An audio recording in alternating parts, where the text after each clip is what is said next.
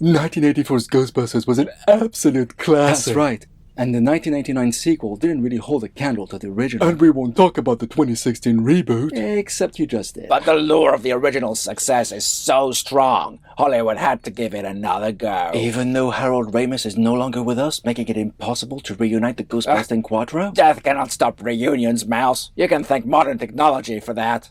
Plus, they've got Jason Reitman directing. The son of Ivan Reitman, the director of the famed original? Exactly. There's no end to how far nostalgia will spread.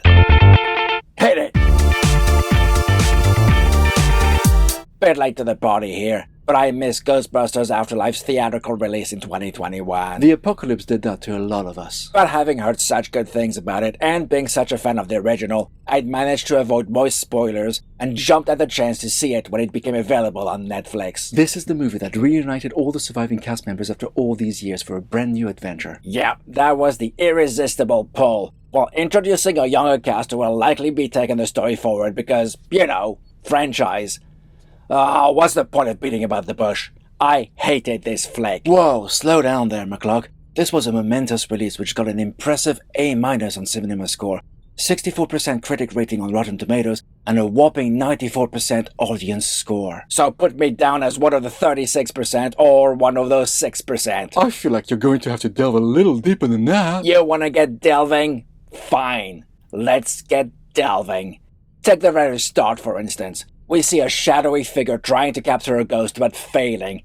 And I say shadowy because we never see their face, being constantly lost in the shadows. Yeah, that's Egon Spengler, and you don't see his face because, the actor died in 2014. That was obvious for any fan, but if you're new to that universe, there's nothing there to really hook you in. Well, this movie was made by a fan for the fans. That was abundantly obvious. The callbacks to the original movie were legion, so much so, in fact, that there wasn't really a new movie, but one that relied almost exclusively on member berries, right down to the musical cues. Oh, that's wrong with a few callbacks. Oh yeah, I loved it when we saw a glimpse of a Twinkie, or a monster's hands coming out of a sofa, or the police saying, "Who you gonna call?" But there was just so much of them, GG. It's not like the original movie had been sucked into another dimension and disappeared from the face of the earth. If I want to see 1984's Ghostbusters, I can just go ahead and watch it. I don't need Afterlife to retread the same old ground. Nostalgia does seem to please the audience. Okay, Mouse, let me tell you something. Nostalgia is a noose around the neck of creativity. Ghostbusters 2 and the 2016 reboot may not have been good movies, but at least they tried to tell an original story. Why the hell do we have Gozer again in this one? With the Keymaster and the Gatekeeper dog monsters. Again. And Stay Puft the Marshmallow Man. Again. Those little guys, they were so cute. You thought that? Really? They were a pointless addition to the story. They did cause some problems at the end. A technical glitch that could have been caused by anything else. Plus, it allowed one character to be totally covered in melted marshmallow. Again. And where's the creativity in bringing back the big giant monster from the first movie? Only this time, he's tiny, there's loads of them, and they're not even actually the physical manifestation of Gozer as the giant one was. Well, they were cute. How original. Run out of good ghost ideas much? That's nostalgia for you. And the noose tightens. Yeah, come to think of it, Muncher was pretty similar to Slimer. They made him blue, not green, so he's different. I would have liked a different story as all. Pretty much exactly like Star Trek Picard's third and final season, which was so well received by so many. Yet it was just a walk along a well-trodden path that we'd experienced years before, right down to copying the ending of the Next Generation series finale. I wasn't impressed by that, and I'm not impressed by this. But what about the script and the new cast? I don't know what it was about this movie, but it felt so flat. Plus, nothing made sense, and the characters just seemed to take every supernatural event in their stride. How so? Take the awkward science girl Phoebe, who's made to look exactly like Egon, right down to the crazy black hair and round spectacles, only younger. She says straight up she doesn't believe in ghosts, and yet, when she encounters mysterious apparitions, she just goes with it as if she's seen that 1,000,000 times before, totally unfazed. Playing chess with an invisible opponent, rebuilding equipment with the help of her ghost granddad, testing out said equipment without any fear for her safety, knowing exactly what to do even though she has no prior experience. Is that a script thing or an acting thing? Oh, I blame the script and the direction myself. Mostly because we see this sort of thing time and again throughout the film. Even the lovable Paul Rudd's character is totally unlikable. The trailer appeared to portray him as a teacher with a passion for uncovering something new. Instead, we get a bored teacher being a terrible example to the kids in his class, showing them horror movies instead of, actually teaching them, and really just acting like a fan of the original movie. We're supposed to be the fans. I didn't come to watch a fan geek out of a nostalgia. That's very meta and definitely not in a good way. Plus, there's inconsistencies galore, from plot points that make no sense. Such as? Let's start with the story itself. Something weird's going on in the abandoned mine. It was closed down because the miners started killing themselves. Okay, good. Spooky. But that wasn't the 40s. You mean to tell me no one went checking the place out in all that time to see those giant statues, that glass coffin, that well of monsters, those traps Egon placed? That makes no sense. You'd think if the town was experiencing regular tremors and there were no fault lines or any other reason for them, as Paul Rudd's character said, Not even giant worms. then a weakening of the mining tunnels would have been an obvious possibility worthy of exploration. For the safety of the local population. It's not like the lift doesn't work, as we see later on. Exactly. Plus, there's other inconsistencies. Take Muncher. At some point in the movie, the kids release him in the hopes that he'll eat through the bars that's stopping them from getting to their equipment, which he does, and then promptly disappears through the ceiling. Now, if Muncher could do that, why did he feel compelled to eat through those bars? Very convenient for our heroes, of course, but utterly inconsistent if all he wanted to do was escape.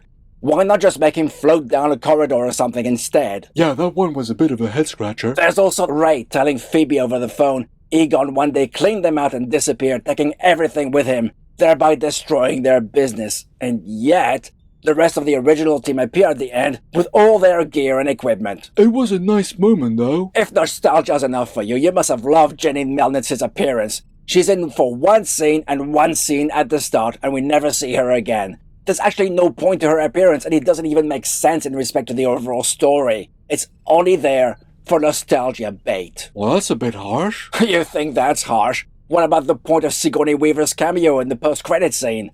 She's a character from the original movie playing with equipment that Peter Venkman used at the start of the original movie, only this time, twist, it's Peter taking his own test. Nostalgia, pointless nostalgia. It was just a little bit of fun. Okay, about fun. You remember in the original movie when Winston tells Ray that next time someone asks him if he's a god, say yes? Oh yeah, that was such a classic line. Well, guess what? Even though it's clear Gozer recognizes the team, he asks them the exact same question.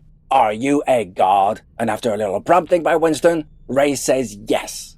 So much fun. I see what you mean. And in the original, we're told crossing the streams would be catastrophic, but they choose to do it to save the world as there's a tiny chance they might survive doing this. Here, they cross the streams as if it's something they do every other weekend, but plot twist, this time it doesn't work. Shocker. Guess they felt they had to make it different, all while copying the beats of the original exactly. Oh, don't forget Gozo and his minions standing in the fields just waiting for our heroes to do something, while old and young just struggle to get their act together. It's not like we didn't see him just rip someone apart as easily as tearing a piece of paper just a few minutes before. So at the end of the day, you could say the script was bland and a retread of the original, the plot made no sense, the character motivations were non-existent, as if they were just walking through the story unfazed, acquiring skills and equipment as they need them for specific scenes, and all it does is appeal to the fond memories of the original. Exactly! And I think that's a major problem with Hollywood these days.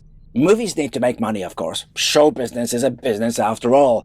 But movies have become so expensive, it's like the execs are now super risk-averse, and it's either got to be part of an existing thriving franchise, or it's about rekindling fond memories from the past, with the hopes of turning those memories into a new money-making franchise. It clearly works, though, because most people loved Afterlife, and a sequel is in the works. Well, curiosity, really. And the irony is, how did those franchises come to be? How did those little gems become big hits? By taking risks on novel ideas.